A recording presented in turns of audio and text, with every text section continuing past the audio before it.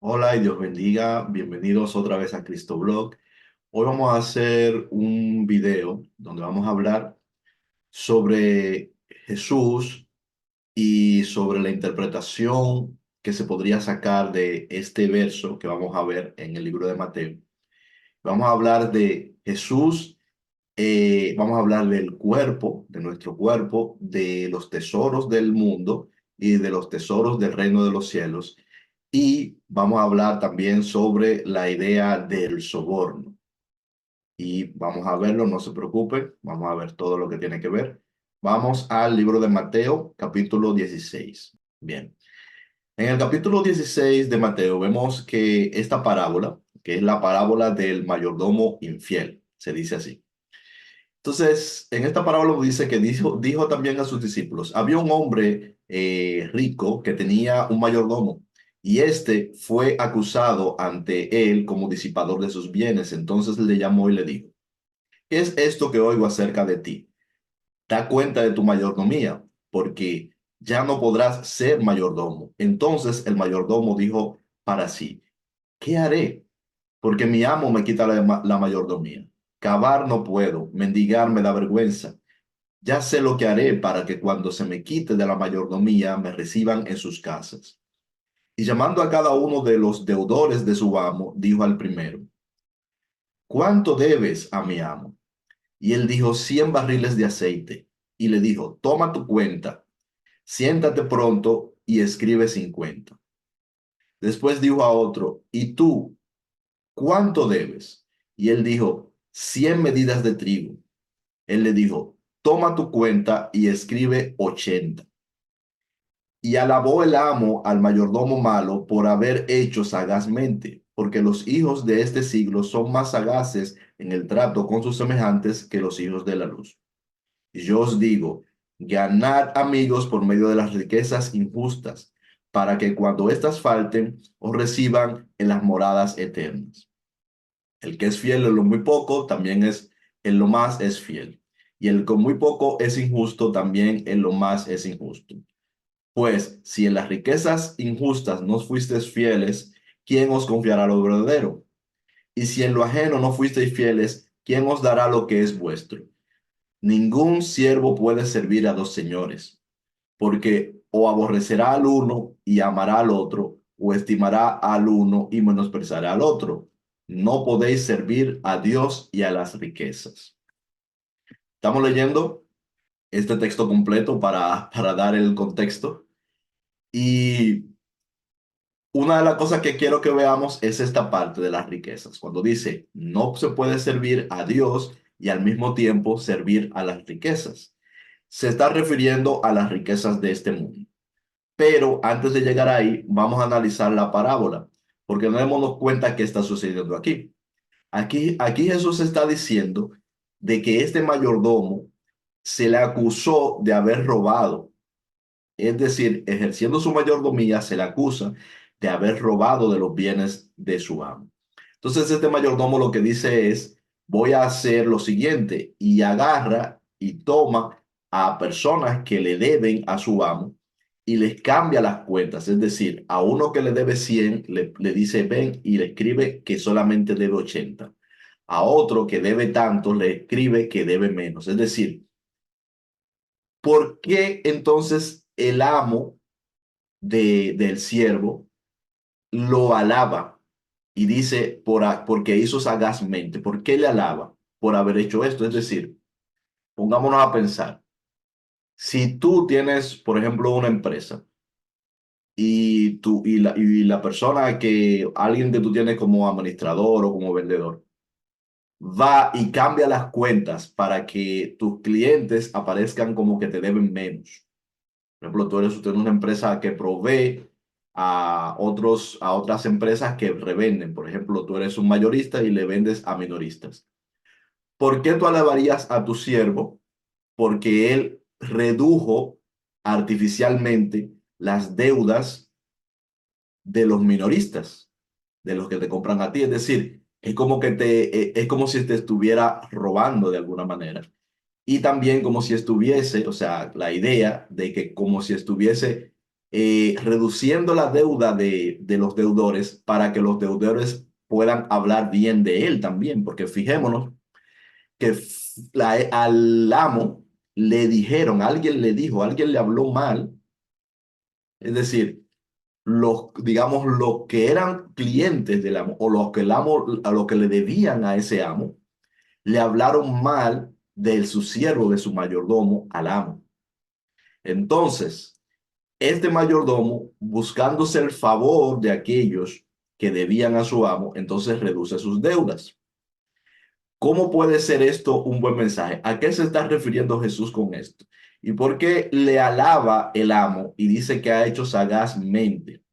Luego le dice. ¿Vale? Dice, alabó, vemos en el verso 8 que dice, alabó el amo al mayordomo malo por haber hecho sagazmente, porque los hijos de este siglo son más sagaces en el trato con sus semejantes que los hijos de la luz.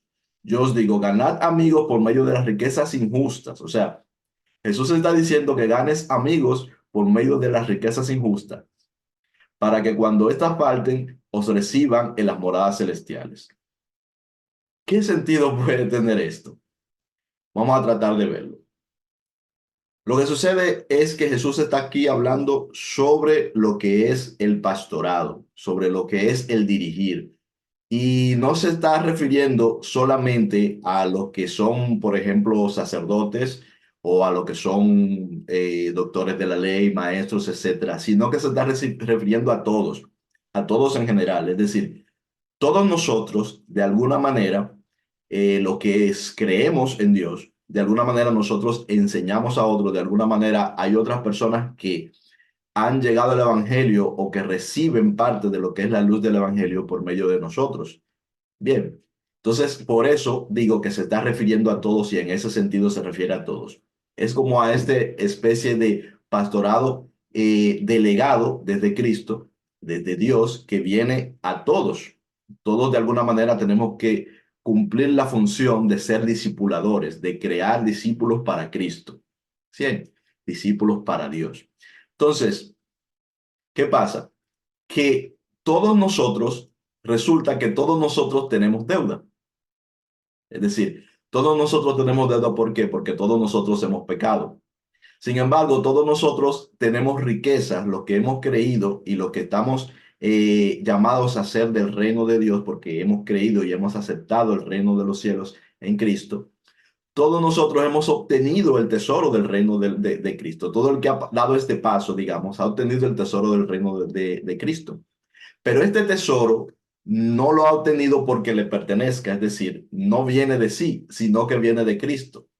No hay nada en nosotros que nos haga merecedores del reino, sino que todo el precio por acceder a este reino, a este tesoro, digámoslo así, todo este precio viene dado de Cristo, es decir, del Señor, del pastor, del gran pastor. Todos los bienes, por tanto, los bienes verdaderos, los bienes que no se corrompen, vienen de Él. Y antes de continuar con esta parte, vamos a ver sobre la cuestión de los bienes verdaderos. Vamos a verlo aquí en Mateo 6, Mateo 6 a partir del verso 19 que nos dice, no hagáis tesoros en la tierra donde la polilla y el orín corrompen y donde ladrones minan y hurtan, sino haceos tesoros en los cielos donde ni la polilla ni el orín corrompen y donde ladrones no minan ni hurtan, porque donde esté vuestro tesoro, allí estará también vuestro corazón. Esto tiene relación con la última parte de esto que leímos, que dice que nuestro corazón, nosotros no podemos servir a dos señores, o que servimos a las riquezas o servimos a Dios. Y aquí nos dice en el verso 21 de Mateo 6, porque donde está vuestro tesoro, allí está vuestro corazón. Bien, y nos dice que atesoremos, que guardemos tesoros en los cielos, es lo que nos está diciendo, y que no lo guardemos tanto en la tierra, pero ¿a qué tesoro se está refiriendo? Vemos luego que aquí nos habla de lo que es la lámpara del cuerpo. Y esta parte la voy a saltar para no profundizarla ahora. Pero fíjense como nos dice aquí en el verso 24, ninguno puede servir a dos señores porque o aborrecerá al uno y amará al otro, o estimará al uno y menospreciará al otro. No podéis servir a Dios y a las riquezas. Y luego inmediatamente comienza a hablarnos de las necesidades. Dice, por tanto os digo, no os afanéis por vuestra vida, qué habéis de comer o qué habéis de beber, ni por vuestro cuerpo, qué habéis de vestir. ¿No es la vida más que el alimento y el cuerpo más que el vestido? Y yo te pregunto, si tú no te comes, ¿vas a conservar la vida en este mundo? Y si tú estás en el frío y no tienes vestimenta y no tienes abrigo, ¿vas a conservar la vida en este mundo? Entonces Jesús nos dice, mira las aves de los cielos que ni siembran ni ciegan ni recogen en graneros y vuestro Padre Celestial las alimenta. Y sigue diciéndonos Jesús, llevándonos ese enfoque de que nos concentremos en las cosas del reino de los cielos y no en las cosas de la tierra. Pero fijémonos que está hablando mucho de una palabra que es el cuerpo, el cuerpo, el cuerpo. Señores, los tesoros del mundo, los tesoros de la tierra son el cuerpo, nuestro cuerpo, este cuerpo que nosotros tenemos, es nuestro mayor tesoro en la tierra. Y los tesoros del reino de los cielos están exentos de este cuerpo, o sea, van más allá de este cuerpo y tienen que ver, digamos, con nuestra alma, con nuestro espíritu que sobrevive al cuerpo. Los bienes de la tierra, así como la madera es comida, por ejemplo, por la polilla, y así como los ladrones minan y hurtan, es decir, como las cosas, los tesoros de este mundo se degradan, mientras que los tesoros de los cielos no se degradan, de la misma manera nuestro cuerpo se degrada. Es decir, el cuerpo que nosotros tenemos en este mundo se va enfermando, se va envejeciendo, se va dañando e incluso muchas veces puede pasar a la muerte de manera repentina, sea porque venga alguien y violentamente la quite por accidente o por muchas razones. Es decir, el tesoro de la tierra no solamente se está refiriendo a las cosas materiales que tú tienes, sino que entre esas cosas materiales se está incluyendo tu cuerpo, nuestro cuerpo, que son cosas pasajeras, son cosas que se degradan, son cosas temporales, no son tesoros eternos. Entonces, esto está incluido. Vamos a verlo aquí. Dice, aquí en Juan 12 nos dice, vamos a leerlo a partir del verso 24. Dice, de cierto os digo, que si el grano de trigo no cae en la tierra y que hasta que el grano de trigo no cae en la tierra y muere, queda solo. Pero si muere, lleva mucho fruto. El que ama su vida la perderá, y el que aborrece su vida en este mundo, para vida eterna la guardará. Si alguno me sirve, sígame, y donde yo estuviere, allí también estará mi servidor. Si alguno me sirve, mi Padre lo honrará. Fijémonos en estos detalles. Jesús está diciendo que nosotros debemos de aborrecer la vida en este mundo. Esta palabra que está utilizando aquí y este ejemplo que está utilizando no es para decir que nosotros no debemos de cuidar, ojo con esto, que no debemos de cuidar el cuerpo que tenemos acá, no debemos que no que descuidemos o que seamos, por ejemplo, temerarios. No, no es eso lo que está queriendo decir. Lo que está queriendo decir es que este tesoro del mundo que tenemos, que está en nuestro cuerpo, el tesoro del mundo que es nuestro cuerpo realmente, y las cosas que luego satisfacen a nuestro cuerpo, es decir, porque todas esas cosas materiales son para satisfacer las necesidades, digamos, de nuestro cuerpo, en la vestimenta, la casa, la comida, y todo eso es para satisfacer las necesidades de este tesoro, este cuerpo, ¿bien? Que es el tesoro del mundo, es el tesoro de la tierra. Todo ello es pasajero y que debemos de concentrarnos principalmente en los tesoros del mundo, perdón, en los tesoros de los cielos, pero que sin descuidar esta cosa, este tesoro del mundo, que nos concentremos en el tesoro de los cielos. Es decir, que sepamos que incluso perder la vida física, la vida del cuerpo en este mundo, ¿sí? No significa que ha llegado nuestro fin, sino que la importancia real, la importancia en la eternidad está en los tesoros del cielo. Entonces, nosotros vemos que los discípulos de Jesús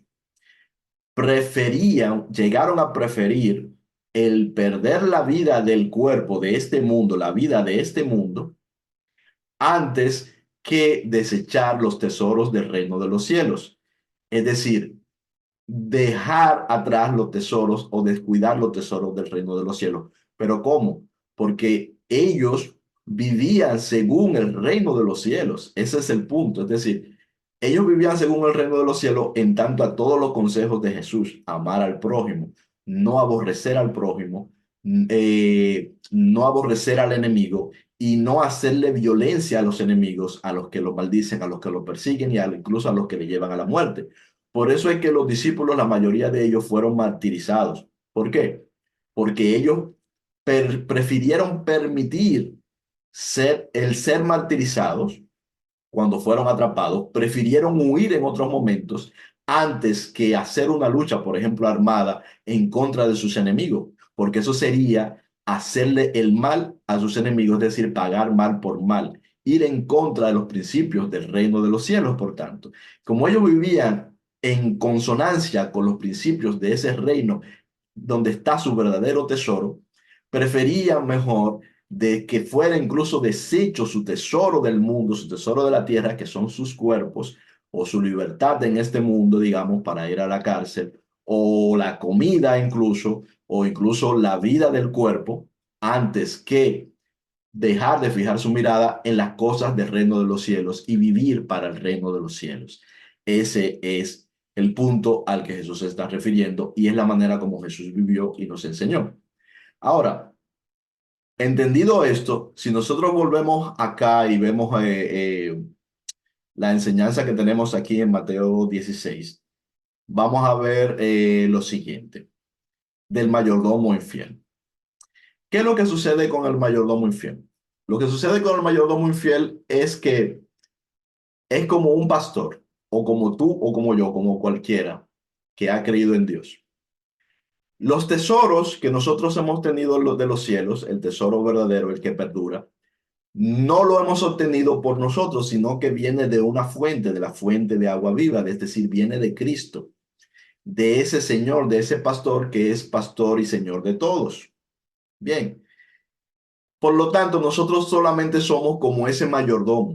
Nosotros venimos a ser como ese mayordomo que está encargado de los bienes de ese Señor, que está a cargo de los bienes de ese Señor. Cuando nosotros llevamos el mensaje de Cristo a otros, cuando nosotros atendemos las necesidades de otros que han creído, e incluso de personas que no han creído también, nosotros estamos ejerciendo esa mayordomía de ayudar y de servir en cuanto a los bienes de los tesoros de los cielos que no nos pertenecen, sino que son del Señor y que Él ha placido hacernos partícipe de ellos. Entonces, ¿qué sucede cuando nuestro prójimo hace lo malo? Es decir, cuando nuestro prójimo genera deuda, digámoslo así, en cuanto a que peca. ¿Cómo presentas tú?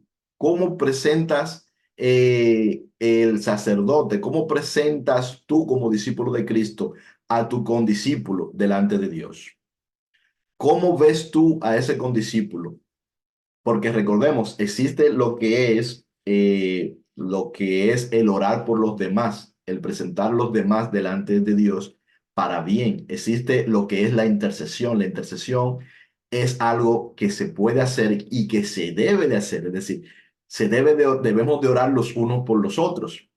Entonces, ¿cómo nosotros presentamos a nuestro prójimo que efectivamente tiene deuda ante Dios? ¿Lo presentamos como que tiene mucho pecado?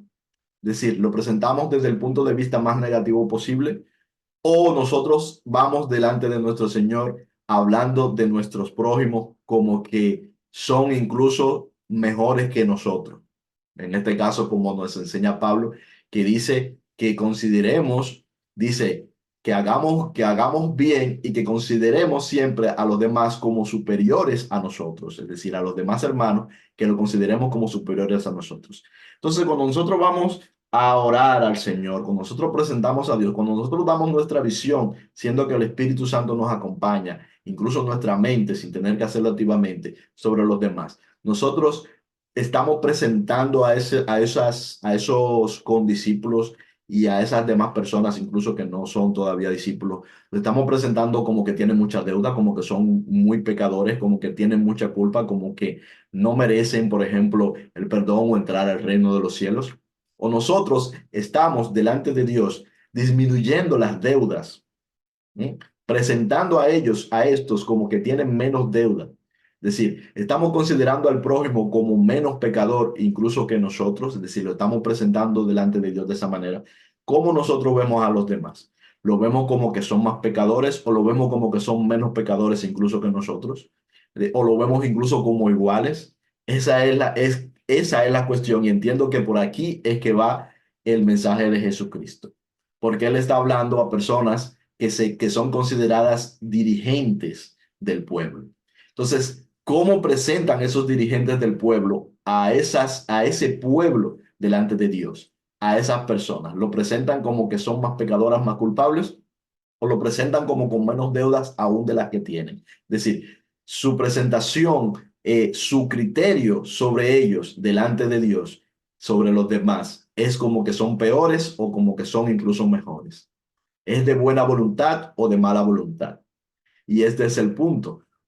Dios, el Señor, va a alabar a aquellos discípulos, aquellos discipuladores que presentan a aquellos que están siendo discipulados para Cristo, aquellos que están siendo llevados a Cristo y a aquellos que todavía no han sido llevados a Cristo, pero que están recibiendo el mensaje, como menos pecadores de lo que son, es decir, como que han obtenido los tesoros de los cielos, esos tesoros que no nos corresponden a nosotros. Porque ese condiscípulo, esa persona que incluso todavía no es discípulo, esa otra persona, es decir, nuestro prójimo, a él, por él han sido creados esos tesoros de los cielos y para él han sido entregados estos tesoros de los cielos. Sí, igual que para nosotros. Y esos tesoros son para que todos nosotros en la eternidad los disfrutemos. Bien, entonces, pero todos ellos tienen un señor, tienen una pertenencia original. No, estos tesoros no vienen porque nosotros los conseguimos o trabajamos por ellos, sino que nos son dados. Y así como nos dice Jesús, da de gracia lo que por gracia has recibido. Es decir, que demos por gracia de gratis, por afecto a los demás, lo que por gracia y por afecto de Dios, por el amor de Dios, nosotros hemos recibido. Entonces, en este ejemplo que Jesús está dando, evidentemente no está hablando de algo terrenal. No está hablando de que la persona sea bueno, por ejemplo, que acepten sobornos o que cambien las cuentas de los clientes, de los amos. No es eso, sino que está dando una enseñanza sobre el reino de los cielos y de cómo nosotros debemos de administrar las cosas del reino al que hemos accedido, cómo nosotros debemos de portarnos respecto a los demás con respecto a esos tesoros. Y a la misma vez nos recuerda que incluso al que nos quiere quitar la vida de este mundo, incluso para con esa persona, nosotros debemos de presentar a esa persona ante Dios como sin deudas. Entonces, fijémonos en este detalle, fijémonos en esto. Cuando Jesús estaba en la cruz y su cuerpo estaba siendo latigado, estaba siendo cruzado y había sido clavado en la cruz. Ese cuerpo es el tesoro de la tierra, el tesoro del mundo. ¿Y cuál es el tesoro? ¿Dónde está el tesoro de los cielos? El tesoro de los cielos se manifiesta en amor, en perdón. Entonces, ¿dónde tenía puesta la vista puesta Jesús? En los tesoros de la tierra, es decir, en la vida del cuerpo, en salvar su vida del cuerpo, o en los tesoros de los cielos, en aún así seguir amando a todas aquellas personas que están allí y a nosotros también. La vista de Jesús está puesta en los tesoros de los cielos y en la eternidad, no en los tesoros del mundo, que es su cuerpo. Es decir, como siempre, como quiero decir, no es que no cuidemos nuestro cuerpo, ni que nos encarguemos de nuestras cosas y de los cuerpos de nuestros familiares, es decir, de la vida en este mundo de nosotros y de nuestros seres queridos, amigos y cualquier persona, porque Jesús mismo nos enseña a que procuremos el bien de los demás y el bien nuestro también por lógica. Pero eso no puede ser mayor que las cosas del reino de los cielos. Ese es el punto. Entonces, ¿dónde está puesta la vista de Jesús? Está puesta en el reino de los cielos. Y el reino de los cielos consiste en amor, consiste en perdón, no en simplemente tratar de salvar por sobre los demás, es decir, haciéndole daño a los demás, porque en una situación de violencia como esa, ¿cuál sería la forma de Jesús salvar la vida del cuerpo? Haciéndole violencia a los demás, pero hacerle violencia a los demás es contrario a los principios del reino de los cielos. Entonces, vemos por ejemplo al primer mártir de la iglesia, se dice que es Esteban. Cuando Esteban estaba allí y estaba siendo apedreado, que entre ellos estaba allí, sabemos, Saulo de Tarso, que luego pasó a ser llamado Pablo. Cuando estaba allí siendo apedreado, Esteban hizo violencia contra aquellos que estaban allí. ¿Estaba puesta su vista en los tesoros del mundo? No. Esteban y dijo lo mismo que Jesús. Dijo que le perdonara su ignorancia a los que le estaban llevando a la muerte. Es decir, imitó a Cristo. No puso su vista en los tesoros de este mundo, en su cuerpo, en salvar su vida. Despreció su vida antes que, digamos, dejar de lado los principios del reino de los cielos. Menospreció su vida en este mundo, como dijo en Juan capítulo 12, antes, siempre antes que dejar de poner su mirada en el reino de los cielos. Y miró arriba y vio los cielos abiertos, dice en Hechos de los Apóstoles sobre este evento. Entonces, ¿qué hace? Ofrece perdón, ofrece misericordia a sus matadores. Todos los discípulos que fueron martirizados, si ustedes buscan la historia, e incluso muchos otros que no fueron de los 12 apóstoles, la mayoría de ellos, los que realmente estaban unidos a Cristo, cuando fueron llevados a la muerte, cuando fueron llevados a la cárcel, fueron llevados bendiciendo a sus captores, bendiciendo a sus matadores, no obrando en contra de ellos, no maldiciéndoles tampoco, ni mucho menos ejerciendo la violencia en su contra, sino que todos ellos aprendieron a poner su vista en los tesoros de los cielos e incluso a menospreciar la vida de este mundo solamente por poner su vista y su corazón en los tesoros de los cielos. Allí donde está tu tesoro está tu corazón. Todo este mensaje tiene que ver, por ejemplo, con la enfermedad. Yo estuve ahora en finales de diciembre, estuve con una enfermedad, estuve con una enfermedad de esta, no sé si fue el COVID, porque no pude hacerme los estudios por problemas acá en el hospital, pero me pude hacer otros estudios según una gripe o el COVID, lo que sea. Y en medio de todo eso, en algún momento, el Señor me consoló recordándome estas palabras, que mi vista, que aunque yo cuide de mi salud lo más que pueda, mi vista debe de estar puesta en los tesoros de los cielos y no en los tesoros de este mundo, porque todo esto es pasajero. Nuestro cuerpo se corrompe, envejece y muere. Es decir, todos nosotros tenemos aquí muchos tesoros, pero son tesoros pasajeros, entonces son tesoros que se corrompen, que se pudren, que se envejecen, que se dañan y que pasan de nuevo al polvo, digámoslo así. Y el más importante de ellos es el cuerpo, porque todos los demás son tesoros para satisfacer las necesidades de nuestro cuerpo y lo de los cuerpos de nuestros seres queridos. Ese es el punto. Y de nuestros seres queridos y nuestros semejantes también, o sea, personas que pueden beneficiarse en cualquier momento de los bienes que nosotros hemos ido adquiriendo en este mundo. Pero todo ello es pasajero y nuestro corazón debe de estar puesto en el reino de los cielos. Y ese sería el punto, esa sería la enseñanza que creo que está atrapada entre todos estos textos que hemos visto. Porque fijémonos cómo Jesús muestra a sus captores, a los que le calumnian, a nosotros, cómo nos presenta a nosotros, incluso a lo que decimos que le seguimos, cómo presenta a los que le clavan en la cruz, cómo Jesús presenta, cómo ese pastor que nos está enseñando ese dote real de mayordomía, cómo él presenta a la humanidad pecadora, a la humanidad por cuyos pecados él está allí en la cruz, cómo presenta a los que literalmente le ponen en la cruz y a nosotros que habiendo pecado también le hemos llevado a la cruz. ¿Cómo nos presenta? Nos presenta como inocentes.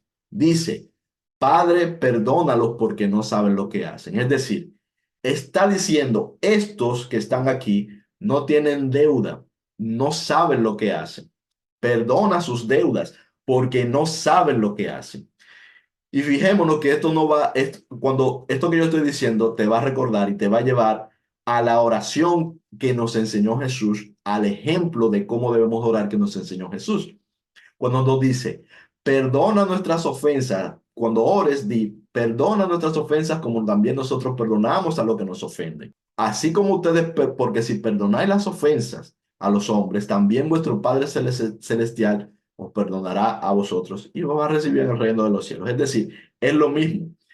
Esta mayordomía de la que está hablando aquí, se trata de eso, cómo nosotros vamos a percibir a los demás. Como Jesús nos percibió en la cruz como inocentes a todos, o vamos a percibir a los demás como llenos de deudas, como llenos de pecado, como dignos de ser, de recibir castigo, como dignos de pagar por sus hechos, por los hechos que se suponen, según nosotros, que sí saben lo que hacen.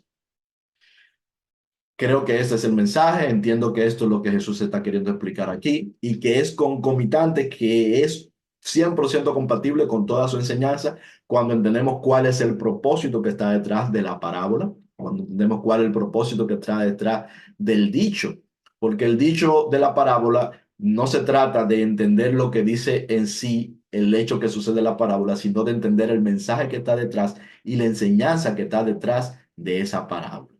Entonces yo creo que con eso más o menos se entiende bien cuál es lo que quería mostrar sobre este asunto. Entonces, Dios les bendiga mucho. Nos vemos en algún otro video, en alguna otra oportunidad. Esto es Cristo Blog, ya saben. Suscríbanse si quieren, denle like si quieren y compartan con alguien que le pueda ser útil, si les parece a ustedes útil también. Dios les bendiga. Chao.